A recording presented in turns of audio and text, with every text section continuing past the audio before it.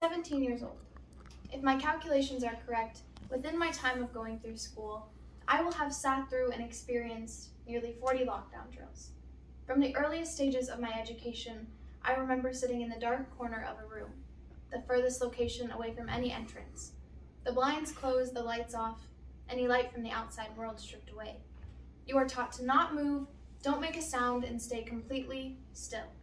From my first day of kindergarten in 2010 until now, there have been 502 school shootings within the United States.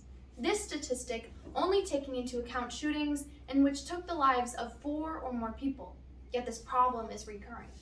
People send their thoughts and prayers, donate money to schools, and suggest impractical solutions, but don't stand up to take any sort of initiative for the 5-year-olds that were playing dominoes and shot within the walls of their classroom.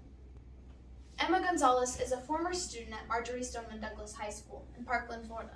The Parkland shooting occurred February 14, 2018, killing 17 people and injuring an additional 17 more. The shooter, another former student at Marjory Stoneman Douglas, had shown signs of unnerving behavior and disciplining issues, yet was able to purchase an AR-15 assault rifle.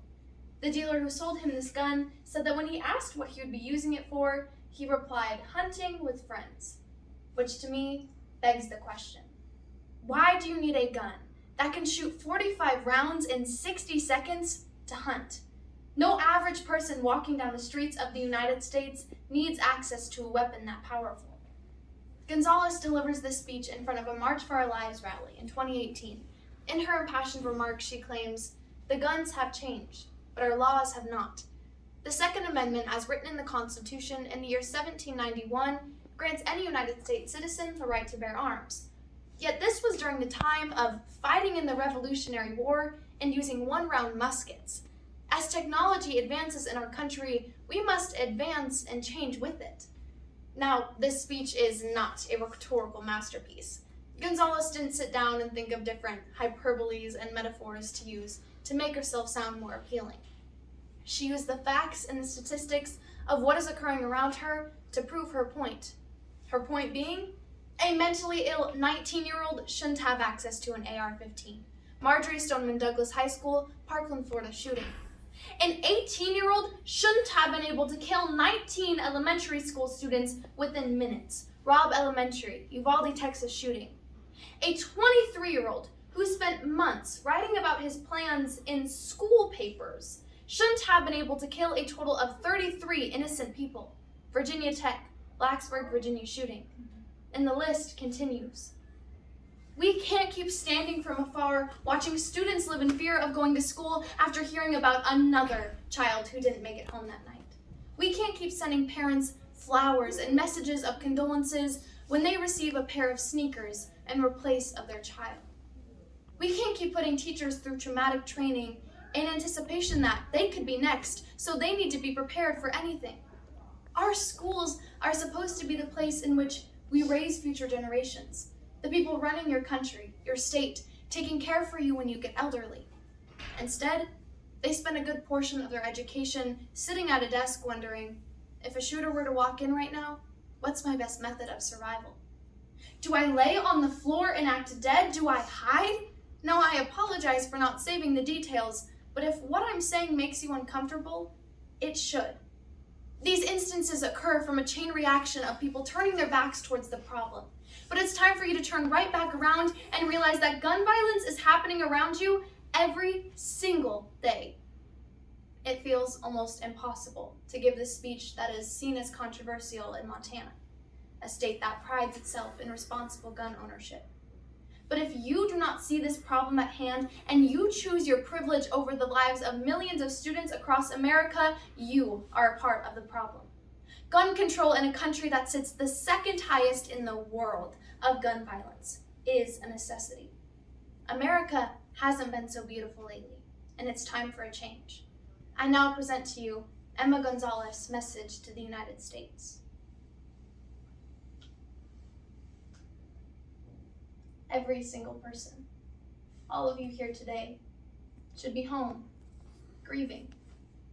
But instead, here we are.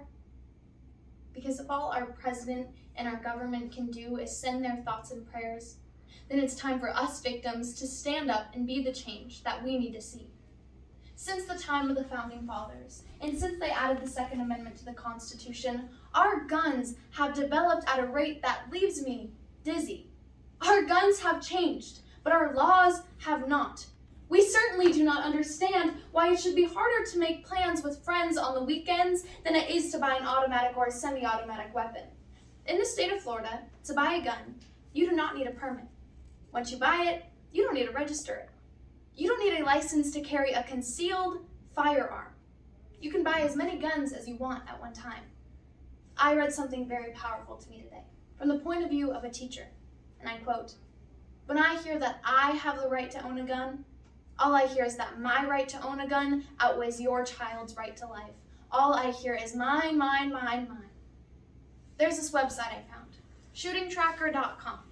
Nothing in the title exclusively states that it is tracking the USA's shootings, but does it need to? Australia has had one mass shooting, 1999, in Port Arthur, and immediately after the massacre, introduced gun safety. Japan has never had a mass shooting.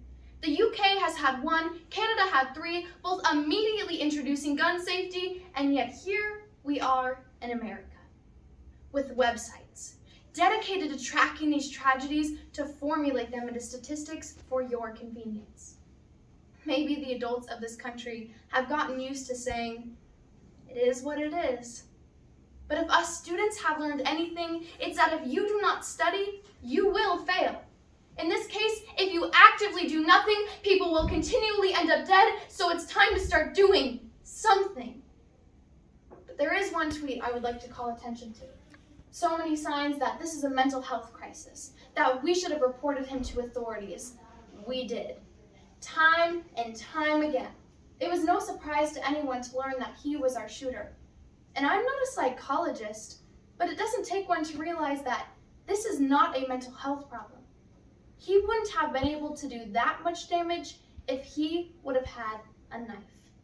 If the President of the United States wants to come to me and tell me this was a horrible tragedy and proceed to tell me that nothing can be done about it, I will gladly ask him how much money he has received from the National Rifles Association. Actually, I already know the answer to that. $30 million. And divided by the number of gunshot victims that we have had in the past month and a half alone, that is roughly $5,800 per person. Is that how much these people are worth to you? If we continue to do nothing, that number of gunshot victims will increase and the amount that they are worth will decrease until eventually we are worthless. To every politician taking donations from the NRA, shame on you. If your money was as threatened as us, would your first question be, how is this going to reflect on my campaign? Or would you choose us? And if you answered yes, will you actually act like it for once? I'll give you an example of how not to act like it. In 2017, President Donald Trump repealed an Obama-era regulation act that would have made it easier to do background checks on people adjudicated with certain mental illnesses.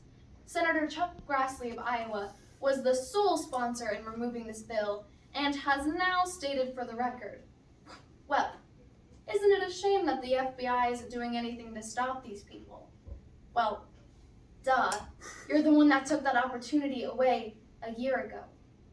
The people who were voted into power are lying to us. And us kids and our parents seem to be the only ones who notice, so we call BS. Companies making caricatures of these teenagers these days, saying we're too trend-involved and self-obsessed, so they hush our voices into submission so we do not reach the ears of this nation, we call BS. They say that a good guy with a gun stops a bad guy with a gun, and to that, we call BS. They say that no laws could have been made to prevent these hundreds of senseless tragedies that have occurred, and we call BS. They say that guns are just tools like cars and are as dangerous as cars, and we call BS. If you agree, contact your local congresspeople and give the government a piece of your mind. Thank you.